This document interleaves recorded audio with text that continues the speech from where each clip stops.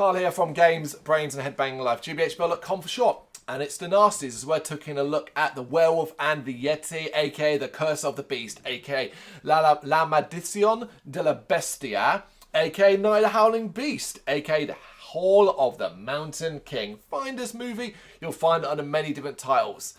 And it's also quite difficult to find. Yeah. It really is. We actually had a lot of trouble finding this one because it's had no UK re-release and was successfully prosecuted. So it is a significant entry in it. Does it deserve to be? Questionable. Yeah. But yeah, so we did eventually find this version. We watched a dubbed version, thankfully. Thankfully. Not that it would have mattered if it was subtitled. No. But the dubbing, well, I think for the most part was decent. Yeah. I didn't really notice any issues in that regard. But, thing is, right, eventually we found and started to watch this. It was like, cool. We probably didn't expect it to be quite as out there as it was. It was out there. So imagine my surprise when it came to doing the notes and finding out what I found out about this movie. So this is the 8th in a long series about the werewolf Count Waldemar Danansky, played by Paul Naschy. This is the 8th in a long-running series of werewolf-based movies around this particular character, Count Waldemar. What? That's crazy. That is crazy. This was directed by Miguel Iglesias Bons, but it was written by Paul Naschy and Jacinto Molina. An English dubbed international version was created and titled The Werewolf and the Yeti. But when the film was finally theatrically released in the US in 1977, it was shown instead as Night of the Howling Beast, which is where that one comes from. And years later released on DVD as The Werewolf and the Yeti. So yeah, it's all over the place with this one. Yeah. The film involved more nudity and graphic gore than most of Naschy's other Wolfman films. That's the thing. So this was significant for that. This is why this is the only one that kind of appears. Yep. And the result was, of course, it was never theatrically shown in the UK. So finding out afterwards that it was the 8th in a long-running series really made no bearing on the overall quality of the movie. It doesn't change anything, particularly as this is a new story about Waldemar. Yeah. It's not a continuation. And that makes sense when you watch it because you're like, if you knowing that and remembering what we know of it, I'm like, how is this a sequel? How does this work? Yeah. It's not really. It's not a sequel like that. No. It's just, we have this character. I make werewolf movies around this character. This is what we do. That's what it is. So yeah, I mean, it was unusual to find it out, and there's a lot more detail that I don't feel the need to share about the overall series because we want to focus on this specific movie. This was a nasty one. This was the nasty. We're not doing the reviews of the movies. We're doing this specific nasty. But yeah, go read up about it. It is interesting to say the least. The cast, we have Paul Naschy as Waldemar Danansky, Mercedes Molina as Sylvia Lacombe, Sylvia Solar as Wandessa, Gil Vidal as Larry Talbot, Joseph Castello Escalena as Professor Lacombe, and Louis Edenui as Seka Khan. Those were the major names involved here. Right. This is elaborate. And it's weird. Yeah. It's weird. It starts off in extremely unusual fashion as we basically get sort of slow motion shots of a werewolf. We have a Yeti attack first. Yep. And then you get some blood and guts. And then we have this like slow motion with the credits of a werewolf.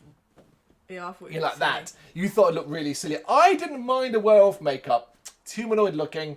I didn't mind it overall, but you thought it was pretty shit. I thought it looked really tacky, but I was like, I'm in for it. It is tacky. It is low budget. What this film does have is cool locations, taking place predominantly in a mountainous area. Some really interesting sort of mountain village locations and like a fort almost on the top of a mountain where the majority of the movie ending takes place. Yeah, of course. That's where Seka Khan lives, that sort of thing. Dungeons and things like that. Some cool shit going on here. There's even some caves as well that look particularly cool. Thankfully, the film is well lit as well, so you can kind of see everything, even if it's very silly. And at times, I think so campy, it reminds me a lot of the times of some of the lesser vampire movies, the lesser, why have I forgotten the name of the production company? Dracula. Hammer Horror. Hammer Productions. A lot of that sort of stuff. Maybe there's some inspiration there, but this is more the European side of things than the British. So Waldemar Danansky goes to Tibet as a guide for an expedition led by Professor Lacombe to look for proof that a Yeti exists. Okay. It's pretty standard reason to go. Right, yeah, sure, why not? But Waldemar ends up getting separated in the winter during a snowstorm when he goes off alone, and ends up finding a cave where people live. And it turns out there's 2 women living there. Women that get naked, have sex with him, of course, because he's the writer, but he's also the main character as well. But also reveal themselves to be werewolves. Cannibalistic werewolf women who end up transforming into werewolves, sort of. Mostly it's just teeth and them going, you know. It's that's what I mean about cheesy silliness. And they bite him. He does escape. He does manage to kill them. Where he now transforms into a werewolf when full moon comes along. Kind of, you know, it's not a great transform. You don't really, they do the slow motion face fur thing where it's like different layers layered over each other of camera. So it goes from like his normal face to hair. Boom, here he is. Worse. I've seen worse as well. You know, the high bar set by an American werewolf in London for transformations can never be topped, ultimately. So this is just this version of it. And he mostly just runs around in the snow going, argh. Because meanwhile, Waldemar's companions are kidnapped by a band of Tibetan pirates who torture their victims gruesomely. See, this mountain is controlled by these pirates led by Sekar Khan.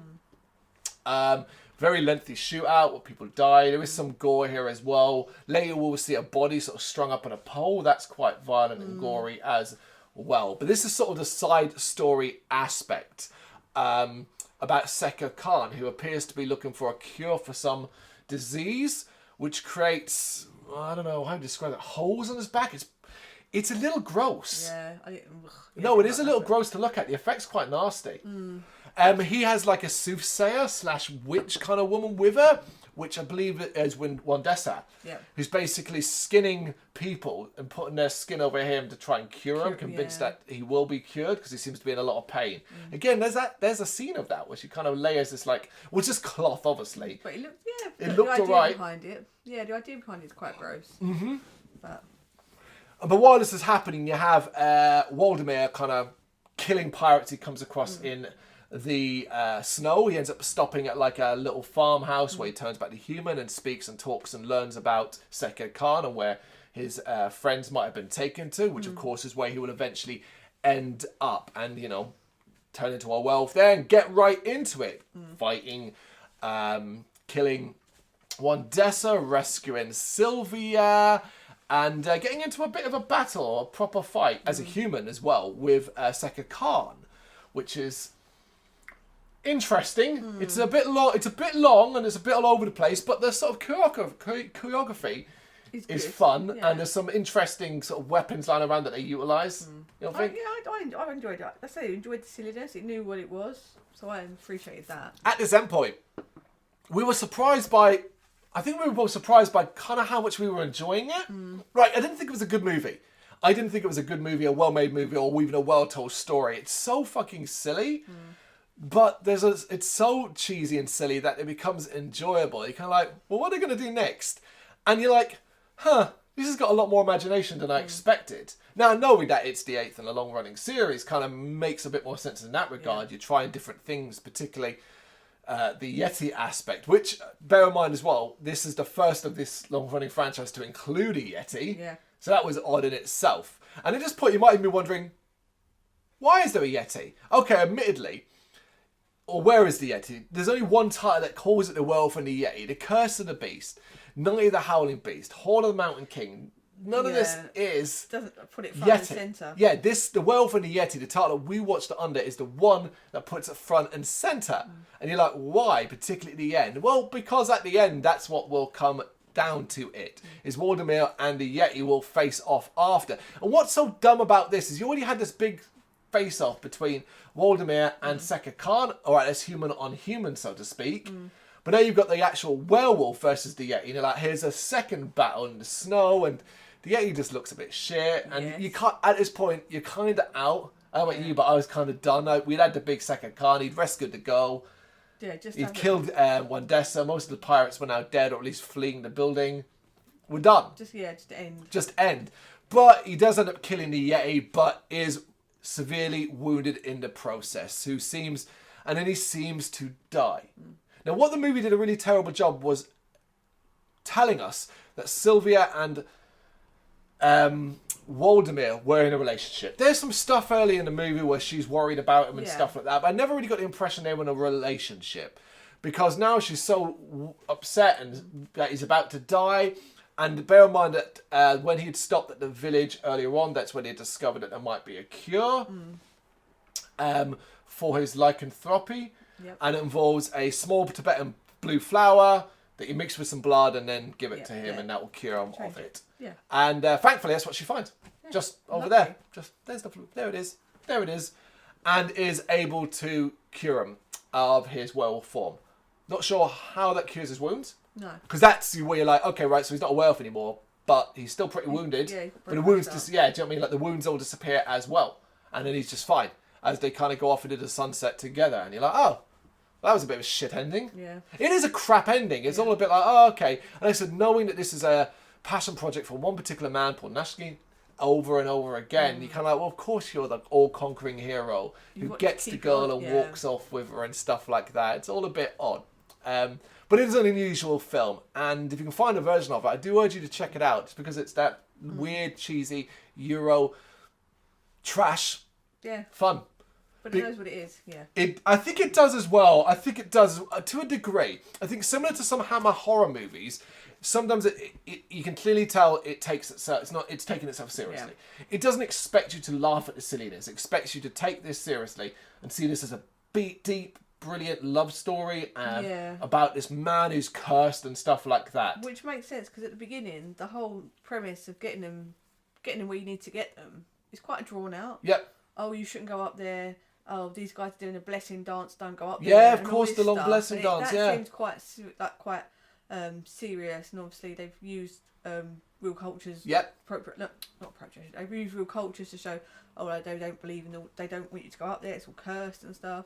But then you're on the flip side, you've gone all out werewolf fighting a Yeti. So, yeah, I see that point of it. Yeah, which is a big problem for it. But I came away sort of satisfied and glad that this one existed, particularly at this late portion of the Video Nasty reviews that we've been doing, to come across one that I'd struggle to find a copy of, but also was so brief on details of the overall film itself, plot-wise, on, say, IMDb and Wikipedia and things like that.